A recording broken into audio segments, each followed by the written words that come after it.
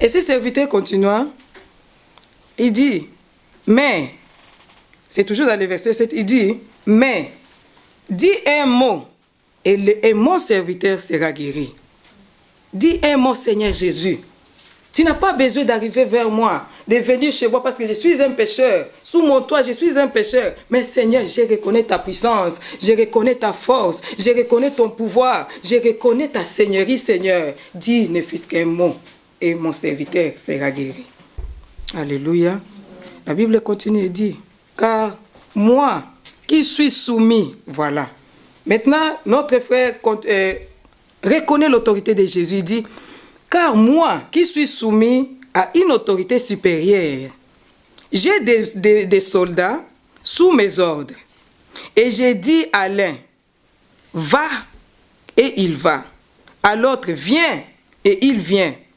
Et à mon serviteur, fais cela. Et il le fait. Amen. Là, il commence maintenant à comparer l'autorité que lui a en tant que centenier. Il a des gens à son service. Il a des soldats à son service. Avec son autorité, quand il dit à l'un de ses soldats, va, directement, les soldats obéissent. Amen. Quand il dit, reviens, directement, les soldats obéissent, il revient. C'est-à-dire, maintenant, il voit, si moi, avec cette autorité que moi j'ai, je peux commander aux gens que j'ai conduits et ils m'obéissent, à plus forte raison, toi l'Éternel. Alléluia. À plus forte raison, toi le Dieu Tout-Puissant, toi qui es au-dessus de toute puissance, toi qui es au-dessus de tout pouvoir. Par mon pouvoir à moi, de mon niveau, quand je commande les choses, les gens m'obéissent. Maintenant, il dit à Jésus, Jésus dit, lorsque Jésus maintenant entendit ces paroles, Jésus était touché. Amen. Jésus fut touché. Lorsque Jésus entendit ces paroles, il admira les centeniers et se tourna vers la foule qui les suivait et dit, je vous l'ai dit, même en Israël, je n'ai pas trouvé une grande foi comme celle-ci. Alléluia. Jésus était touché par les paroles de ces centeniers. Jésus connaissait aussi l'autorité de ces centeniers dans la ville. Et maintenant, il voit comment ces centeniers le lèvent au-dessus de lui, au-dessus de son autorité. Il reconnaît que lui peut dire un mot seulement et la chose s'accomplit. Alléluia. Il peut dire seulement un seul mot, pas deux, un seul mot à ce moment même qu'il le dit. Et tout va l'obéir. Alléluia. La création bien-aimée va obéir au nom de Jésus, obéir à la parole de Jésus. Tout est la création. Quand nous voyons la création, nous voyons nous les humains, nous sommes dans la création parce que Dieu nous a aussi créés. Nous voyons nous les humains ainsi que toute la création, tout, la nature, tout. Amen. Jésus-Christ, il est Dieu et en tant que Dieu, il a l'autorité de tout faire. De tout transformer en une seule seconde, de tout transformer à une minute, il est Dieu. Il peut tout et rien ne lui est impossible. Amen. Alléluia. Et rien ne lui est impossible. Et ces centeniers, vraiment, il avait vu que non, maintenant là, je dois courir à une autorité plus supérieure que moi. Amen. À une autorité plus supérieure que moi. Et quand il a parlé à Jésus, Jésus fut touché. Jésus fut touché. Et la Bible ne l'écrit pas, mais moi je m'imagine en tant qu'un homme grand dans la ville, un homme qui a une autorité dans la ville. Pour qu'il puisse recourir à Jésus, il avait déjà tout fait. Amen. Il avait déjà cherché toutes les solutions qu'il pouvait, mais il est arrivé au bout de soi-même. Au bout de soi-même. Ce n'est pas l'argent qui lui manquait. Amen. Ce n'est pas les moyens qui lui manquaient. Ce n'est pas les hommes qui lui manquaient. Parce qu'il reconnaît ici qu'il a ses soldats. Qu'il a ses soldats tout autour de lui. Les soldats qu'il commande et qui obéissent à son autorité. Donc, il est arrivé au bout et dit, maintenant là, je suis au bout, Seigneur. Je dois aller vers celui qui a dit, venez à moi. vous tous qui êtes chargés et fatigués de porter vos lourds fardeaux. Alléluia. Amen. Il est allé vers celui qui dit, quand nous sommes au bout, c'est maintenant qu'il agisse, qu'il commence à agir. À celui qui a créé et qui a le pouvoir de créer. Amen. La Bible dit, notre Seigneur Jésus-Christ, il est le même. Notre Dieu, il est le même hier, aujourd'hui, éternellement. Parfois, nous marchons avec Dieu, oui, mais parfois, on ne se comporte pas comme les gens qui le connaissent. Amen. On ne se comporte pas comme les gens qui connaissent Dieu. Si nous connaissons vraiment le Seigneur que nous prions, je ne vois pas une situation qui soit difficile au-devant de nous. Amen. Je ne vois pas. Parce que notre Seigneur, c'est lui, notre Dieu. C'est lui le Dieu, le créateur de toute l'humanité. Il a créé l'homme à sa parole. Il nous a créés à sa parole. Et s'il nous a créés à sa parole, donc il peut encore dire quelque chose. Amen. Et s'il dit quelque chose, l'homme doit écouter, l'homme doit se soumettre à l'autorité de son Dieu. Amen. Alléluia. L'homme doit se soumettre.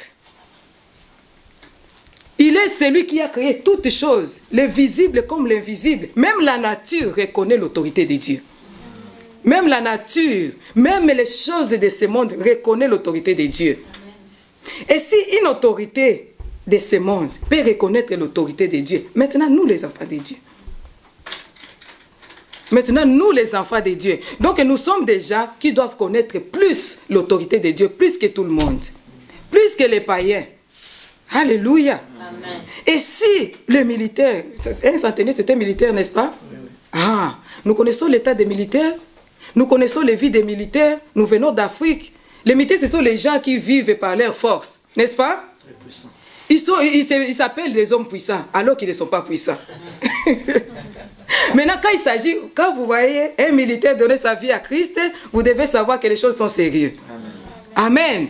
Un militaire qui reconnaît l'autorité, il sait que, parce que les militaires, ils se prennent comme des gens grands, des hommes forts. Maintenant, ils savent que non, malgré ma position, malgré ma force, il y a quelqu'un, là au ciel. Il y a quelqu'un. Donc, c'était vraiment quelque chose très, très difficile qui a poussé cette autorité à croire. Qui a poussé cette autorité à chercher Jésus. Amen. Amen. Et si l'autorité, ce centenaire peut chercher Jésus-Christ en faveur de son serviteur malade.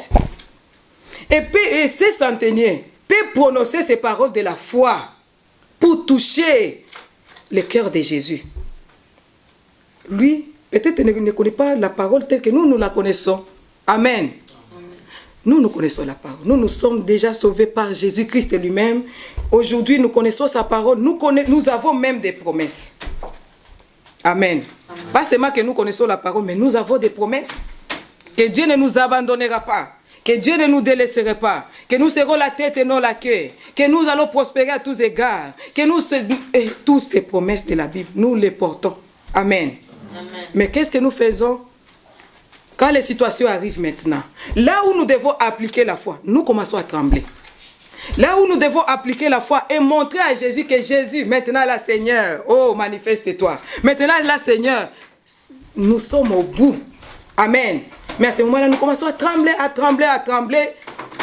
Nous commençons à perdre même l'espoir. C'est pendant que Jésus nous regarde et nous attend. Amen. Jésus-Christ nous regarde et nous attend. Jésus nous regarde et nous attend. Depuis la Genèse jusqu'à l'Apocalypse, je n'ai jamais vu là où Jésus-Christ s'est précipité de faire les choses. Chaque fois, il attendait voir si l'homme va reconnaître son autorité. Amen. Quand il était dans la barque avec ses disciples, la Bible déclare, c'était un temps qu'il y avait le vent qui soufflait dans la mer.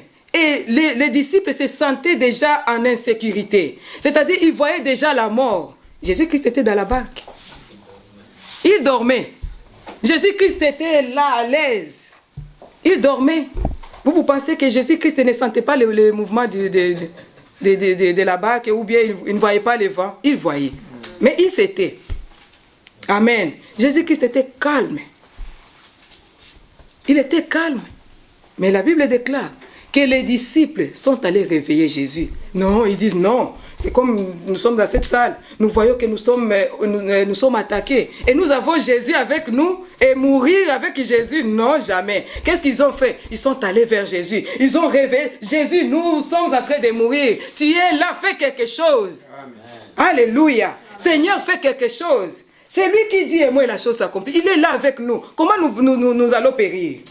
C'est notre devoir, c'est notre droit, bien-aimé, de réveiller Jésus, de le secouer. Dis, Seigneur, réveille-toi. Seigneur, vois la situation. Tu es où? Tu es où, Seigneur? Jusqu'à quand? Jusqu'à quand, Seigneur? C'est comme ça que moi, je me comporte toujours dans ma vie, bien-aimé. C'est comme ça que moi, je me comporte toujours. Et je n'ai jamais vu une situation qui soit impossible aux yeux de notre Seigneur. Je n'ai jamais vu. Et c'est la même fois que je vais vous communiquer aussi. Jésus-Christ est avec nous. Il n'est pas loin. Il est dans la situation. Amen. Il est dans la situation. Amen. Il est dedans. Il n'est pas loin, il n'est pas en dehors de la situation. Il est là. Et si Jésus-Christ est là, faisons-lui confiance. Alléluia. Amen. Faisons-lui confiance. Faisons-lui confiance. Les disciples sont allés. Ils ont secoué Jésus. Jésus, réveille-toi. Nous allons périr. Seigneur, réveille-toi. Fais quelque chose.